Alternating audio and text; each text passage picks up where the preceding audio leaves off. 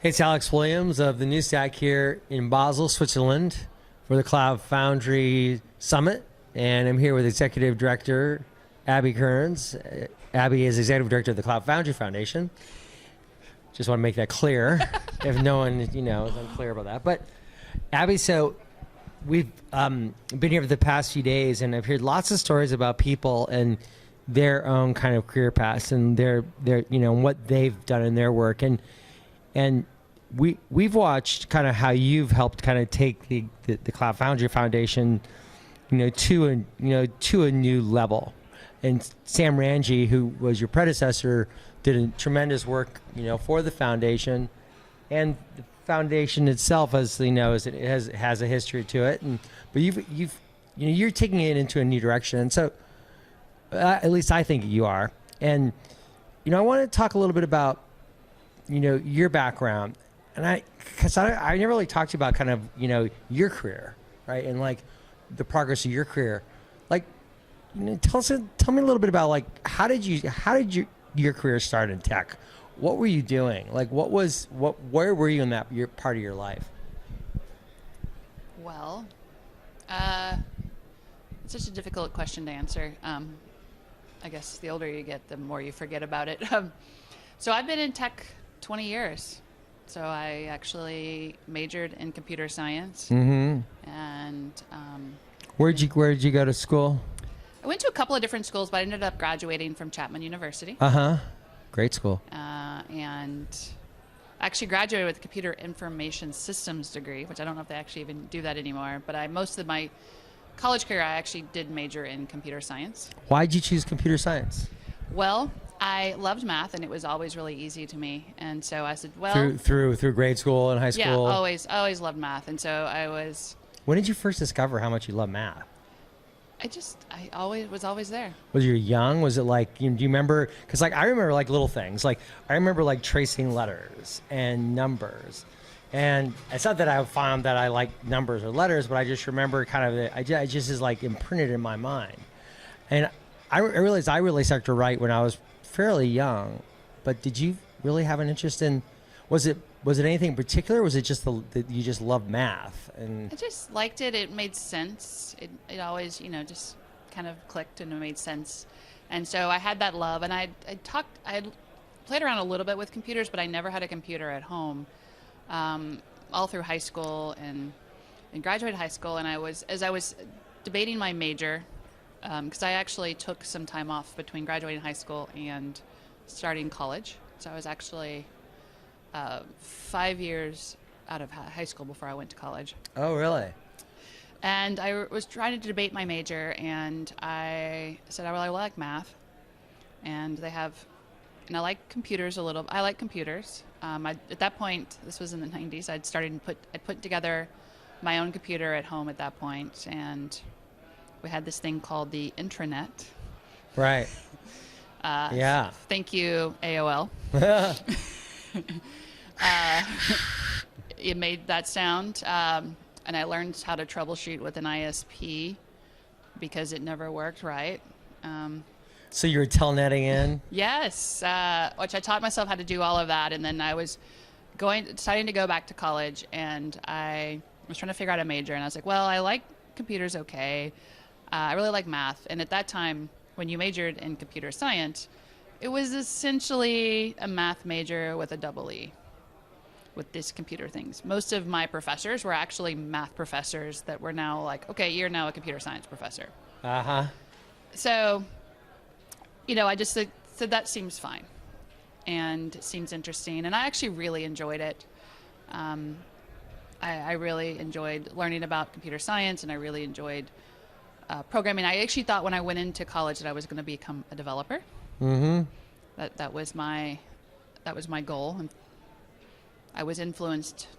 I will shamefully say that I was partially influenced by the movie Hackers that came out at the time. Awesome. Just dated myself right there. Nice. Hackers. I just dated myself a little bit then. But I was like, oh, I'm going to be a developer. And then I had to write in C++ and decided maybe not. Maybe I actually won't be a developer after all. Down deep. But I did manage to get a degree and pass all of my programming courses. But I actually from that point on, I actually did not ever develop code professionally.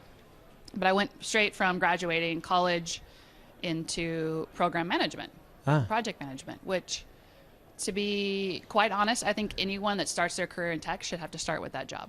Okay. Because it teaches you, it gives you a broad understanding of a lot of the different pieces that go into making something happen. So not just the software development part, but the infrastructure, the operations, all the planning up to it. So it really gives you a really broad view of when you say you're in technology, what does that actually mean? Yeah. And so I had to learn a lot of things from the ground up, and that was such an awesome education to have. Yeah, you learn it all. Yeah. Yeah. I've racked servers, I've ran cables, I've thought about architectures, I've thought about how heat and cold distributions happen in data centers. I've thought about how far a data center has to be for reliable uptime. It's like all these things you have to learn that when you're doing large infrastructure implementations, you learn from the ground up. And so you were actually in the data center. Yes. And like, setting up the servers and doing all the cabling and all of that. Yeah, I did some of that. As project manager, I worked. Did you have a pager? I had a pager once, or for an absurdly long time, that I was really happy when those went away. I bet you were. But I had to do operations, and I think everyone that starts their job in tech after being a project manager should have to do operations for like a year. You had to fix someone else's problems, because then when you think about how to develop something new or build a new solution, you think, okay, and then what? What happens after we put this out in production? What happens after we launch this? What do you do then? And I think that was that experience early in my career has really informed the way I think about technology now, still to this day. How does it inform the way you think about the work you do at the Cloud Foundry Foundation? Well, I spent most of my early part of my career as a consultant. After 20 years in tech, all of it's really been enterprise focused. And as a consultant, you are customer facing. So I've spent most of my career customer facing, and you learn patience, which if anyone knows me, knows I don't have a whole lot of that, but you learn a lot of patience. But you also learn to be empathetic with the problems they have to solve. So I come in and I'm like, okay, here you go. Here's how you solve your problems. I leave you some stuff and then I leave. But when you're doing operations, you have to be empathetic to the mess you leave behind. And I think that teaches you a lot of empathy for... empathetic to the mess you left behind? Well, yeah, you can't just like, okay, well, here you go. Good luck. You have to, if you've done operations, you realize being on the other side of that and having to be the person that's responsible, getting the page in the middle of the night, having to respond to troubleshoot, having to figure out when a firewall went down, what happened. When you've had to do that, you're really empathetic to being very conscientious of what you leave behind as a consultant. And that, I think, is important in technology even today. Being conscientious of what happens when you leave, and being conscientious and empathetic for the customer's experience. So when you're empathetic toward the customer experience and being concerned about the mess that you leave behind, and how does that translate into your work every day? Well, I mean, at the foundation, we are all about community, but we're, one of the things we also focus on is our users. Who are our users? Right. And I spend a lot of time really elevating the user stories and what they do and why what we're doing is important. That's why we spend a lot of time here at our event showcasing the user stories and putting them front and center and saying, this is what we're working for. Right. This is why we're here. We're not here to build technology for technology's sake. We're solving a problem. And I think that's an important one to have when you're developing new technology.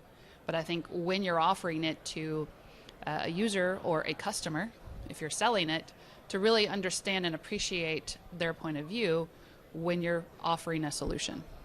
So when you're thinking of it from their point of view then, and you're thinking about the user story, how does that propel the foundation? We have spent a lot of time over the last year trying to figure out how do we make it easier for users to be part of this. It is a recent thing for enterprises to participate in open source. Right. And it is often a very high bar to say, I'd like you to participate. And that's the same thing that can be applied to people that are new to your community. As we're thinking about making it easier or making it more diverse or being more inclusive, what does that mean? That means making it easier for people to come and participate and make them feel welcome. And I think that applies across the board, whether you're being empathetic for your customers' needs, you're understanding and realizing there are day two scenarios, or it's how do we make it easier for someone to get involved in a community and participate and contribute back. I think that empathy applies to all of those perspectives. How do you bring that empathy internally into the Cloud Foundry organization? We spend a lot of time thinking about how do we be more inclusive as a team. We have a very small team at the foundation, and we spend a lot of time really thinking about how we can be a better team together, but then also how do we really make sure that our community reflects the values that it wants to uphold. So either it's through code of conduct and then writing them down and codifying what's important to us, or it's having an event and really showing that, putting a diversity inclusivity talk on the main stage, or having a diversity luncheon, or making sure that we are representing a broad range of people in our community on the main stage and on the speaker slots. So when you're going through that process, is that part of instilling it into your own values as an organization then? Absolutely. I think it has to be something that's intrinsic to our values as an organization, but also a reflection of the values of the community. And so when you're thinking internally and you're thinking about, your context when you were talking about that mess that you clean up, right? And that, how do you think about that internally? I think we all try to, when you say the mess clean up, you want to leave it better than... You want to leave it better. You want to leave it better than you found it. Yeah. Which I think is a great thing to live by, period. Regardless of what it is. Right. And I think as a team, one of the great things is we're able to have open conversation and be transparent about what's going on and really have that critical feedback. And I think really being honest about, for me personally, I learn a lot. I take critical feedback frequently, and I appreciate it because I'm always trying to improve. I'm always trying to grow, both as a person but also professionally. And you can't do that if you're not willing to accept feedback and you're not willing to be a continuous learner. Do you measure it? Do you try to set benchmarks? I mean, that sense of continual improvement is, you can reflect upon it and you can see, oh, well, we were doing this last year and now we're doing that, and you can see that change. But are there ways that you think about how to kind of manage that and continue to find better ways? I mean, that for me is, at the NESAC, one of the hardest things to try to do. I think organizationally you can have metrics. I think you have to be careful of metrics because they can often not be a true measure of progress. That's so we do have metrics, but we're also, I think, for me, a really good sign is when everyone feels like they have a say. Right. And everyone feels like they can be honest and provide honest and open feedback to everyone, be it on a Slack channel or in a one-on-one. Really, to me, if we can have that conversation, we're all constantly coming in from the same perspective as we're here to learn and improve. And for me personally, I do the same thing every year. I set down goals, I set down objectives, but I also set down 5 to 10 hours a week of learning, either listening to a podcast like the New Stack or reading or really trying to be more informed about both what's going on in the world, but also in technology. You cannot be in technology and not be a continuous learner because it's constantly changing. Yeah. The conversations we have today, while sometimes I joke, are not very different than we had in 2000. Right. But there are a lot of nuances that are new. There's a way we're thinking about technology, the way it's evolving, the way the cloud native ecosystem is evolving, right. The way the users are evolving. I think so. It's always being aware that there's change happening and recognizing that change is happening. So then you have those, you have those kind of that belief system that you are building internally with your team, and you have the values. how do you then, bring those values out externally to, for instance, the sponsors of an event or the foundation members or, or just the people who are developing on the project itself?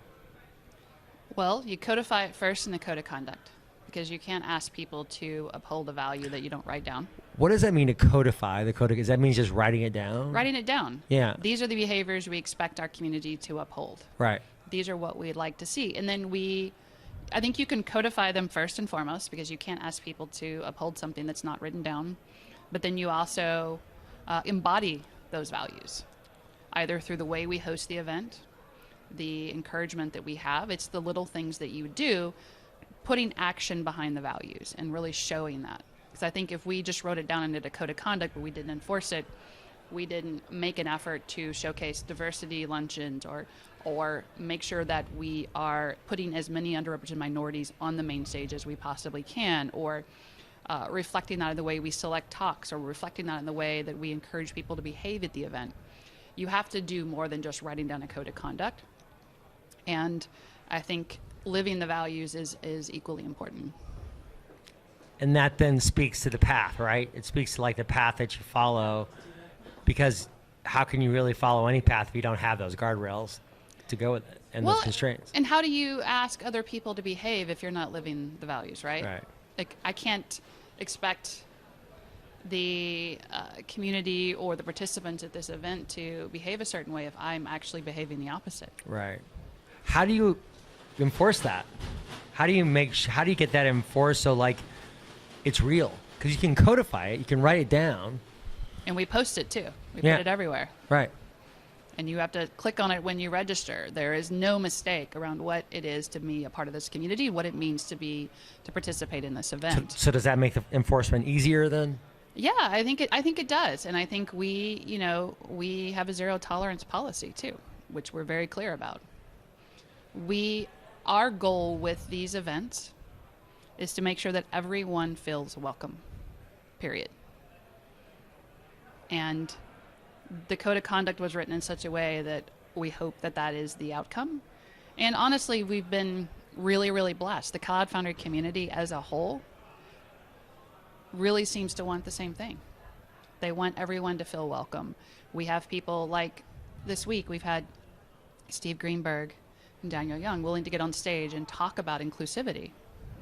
We have people that, our diversity luncheons, which we've had since the beginning of Summit, are packed every single time, and where people want to have that conversation, they want to be participant, and everyone wants to do better.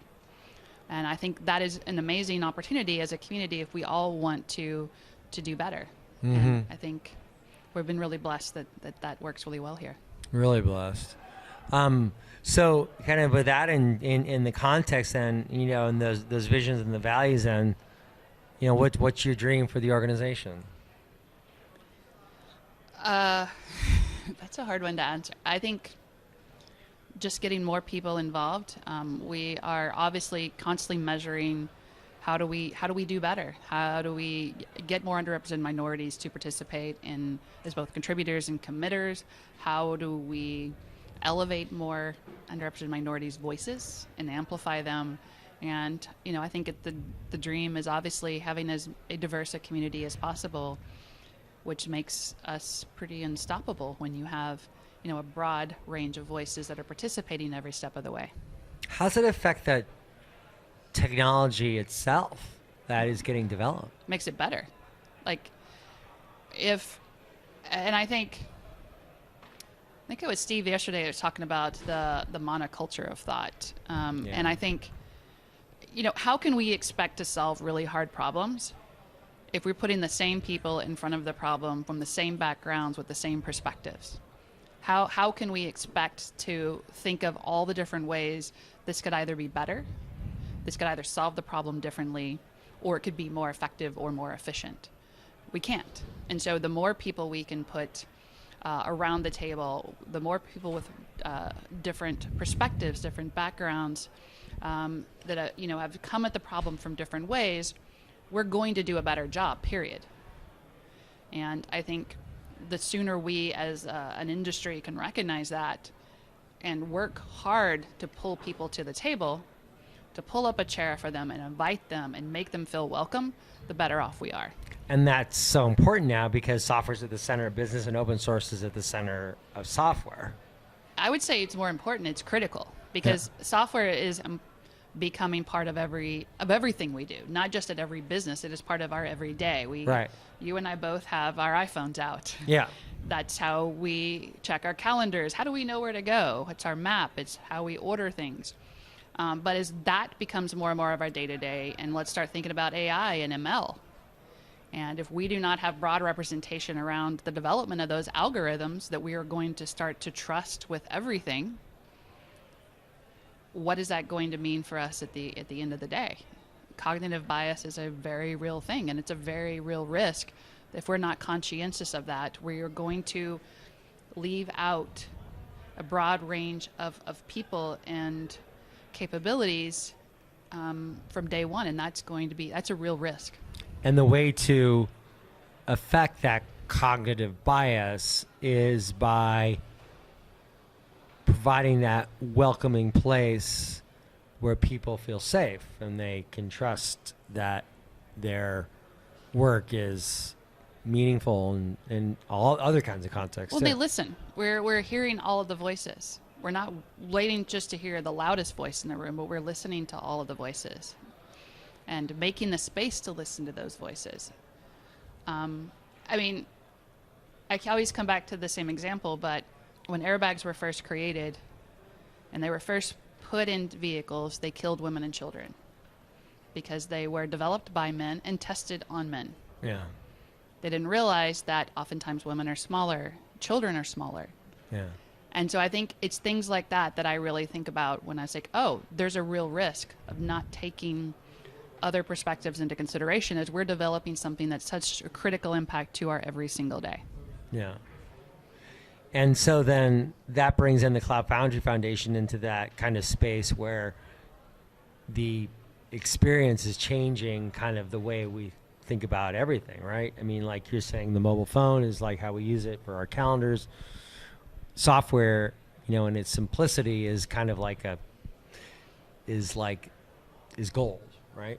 I mean, it really is. And if you can really make it, that experience, meaningful, then it can affect change. And you can't really do that, from what I'm hearing from you saying, without having kind of these built-in principles and values. Yeah, and I mean, I'd like to think that Cloud Foundry is the end-all be-all, but it's not. And I think this is something that I'd like to see replicated across a lot of the other technologies, whether it be a startup that's new and emerging and developing something proprietary, or it's an other open source community. But having values, adhering to those values, walking those values every single day, and really building an opportunity where we can make sure that we are, at the end of the day, for me, I think of it as we want to develop the best technology out there. What do we do that? Well, that means we make space for other voices to be heard, because that's the way we get to the best outcome. So, what are some of then the backdrafts you need to be thinking about? Because you can have this kind of focus and it makes the path, more manageable, but there's always going to be, life's not easy, right? There's always going to be difficulties along the way. What have been some of those? What are kind of some of those, like that draft, so to speak, that you kind of always have to be aware of that is, facing, the organization? Well, you mean like society, cultural? I mean, like there's so many things. Like we're trying to address something. With your sponsors and your members, for example, right? You can speak to this, sure, but you're always going to have some pushback.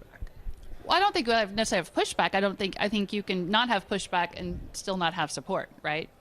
So I think I can say we would like to, I can set a crazy goal, which would be I'd like to have our entire contributor community be 50% underrepresented minorities in 2 years. I can say that, but I have zero effect on that because these people don't work for me.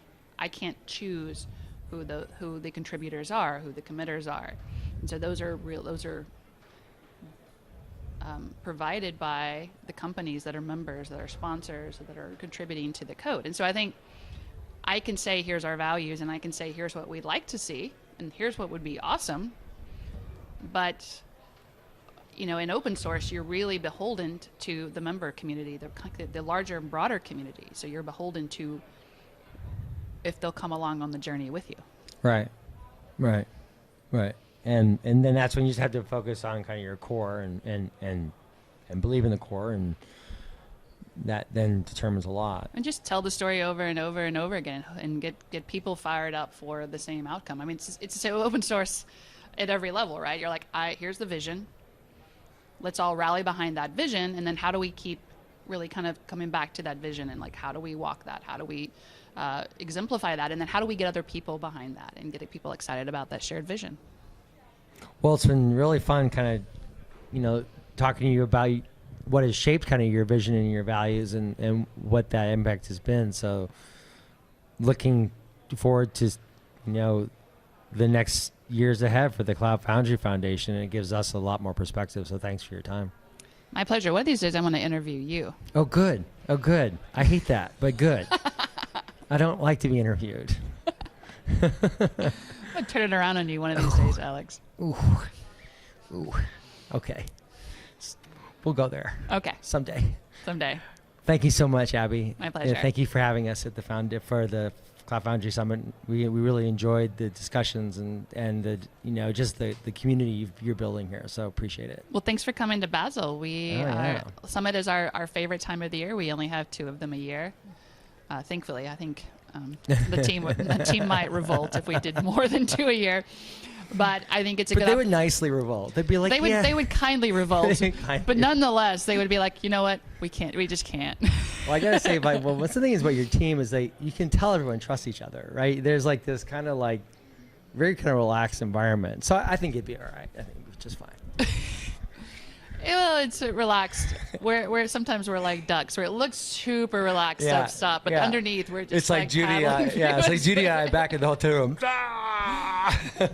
Some days we're like that. It's like behind closed doors. We're like, there's rage, there's like table flipping, but then outside we're like, it's great, it's wonderful. All's good.